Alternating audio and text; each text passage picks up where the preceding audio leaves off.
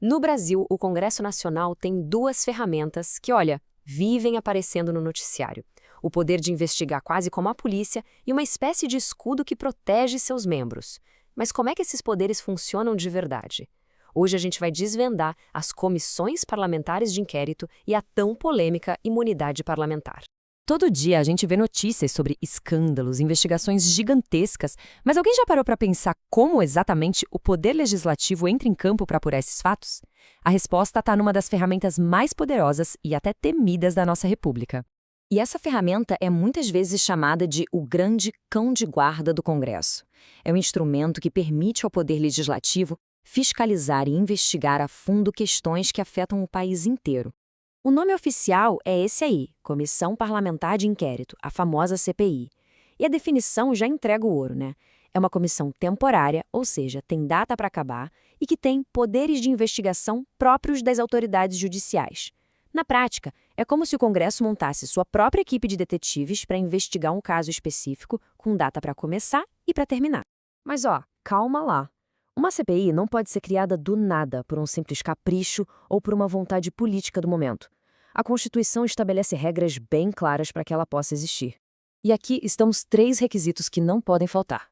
Primeiro, precisa do apoio de pelo menos 1/3 dos membros da Câmara ou do Senado. Tem até um macete de concurseiro que é ótimo. A sigla CPI tem 3 letras e precisa de 1/3 de apoio. Fácil, né? Segundo, o objeto da investigação tem que ser um fato determinado. Não pode ser uma investigação genérica, sabe? E terceiro, a comissão tem que ter um prazo certo para começar e terminar seus trabalhos. Certo. Então, a CPI foi criada. E aí? Que poderes ela realmente tem? E, o que é igualmente crucial, quais são os limites dela? Vamos entender essa balança de poder. E é aqui que a gente entende a força de uma CPI. Ela pode convocar praticamente qualquer pessoa para depor. E essa pessoa é obrigada a ir, viu? Pode quebrar sigilos bancário e fiscal para seguir o rastro do dinheiro. E pode até mesmo prender alguém, mas com uma condição muito específica, apenas em flagrante delito.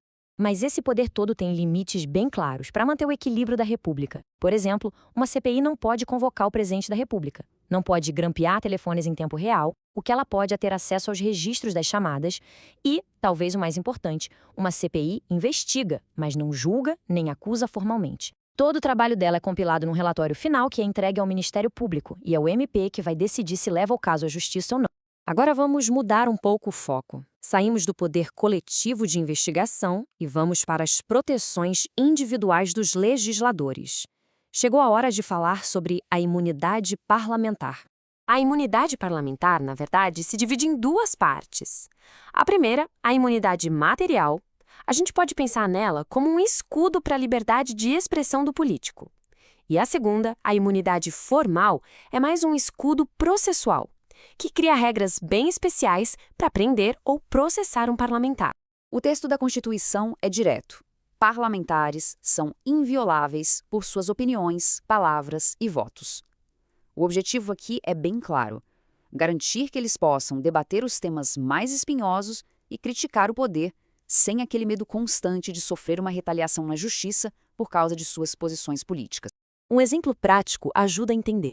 O STF arquivou uma queixa-crime contra o senador Jorge Cajuru por ofensas ao então governador João Dória. A justificativa? O tribunal entendeu que, apesar de fortes, as declarações foram feitas dentro do contexto de debate político e tinham relação com o mandato do senador, e isso ativou a proteção da imunidade. Só que essa proteção não é um cheque em branco, de jeito nenhum. A jurisprudência do STF é clara. Se a ofensa for de cunho puramente pessoal, sem qualquer conexão com o mandato, ou se for feita com uma intenção só de atacar um rival político, a imunidade não se aplica. Existe um limite, sim. Agora, vamos analisar o segundo tipo de proteção, a imunidade formal. Essa aqui é a que geralmente gera mais debate, porque trata das regras especiais sobre a prisão de um membro do Congresso. Bom, a regra principal é que parlamentares no exercício do mandato não podem ser presos.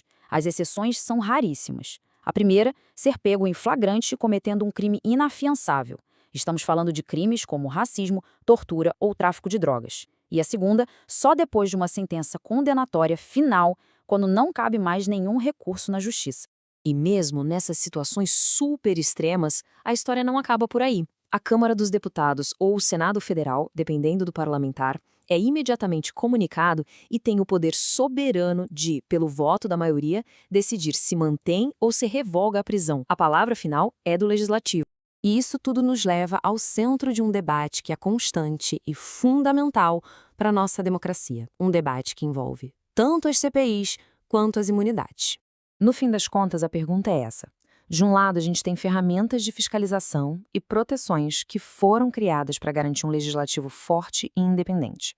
Do outro, o risco de que essas mesmas ferramentas virem privilégios que dificultam a responsabilização.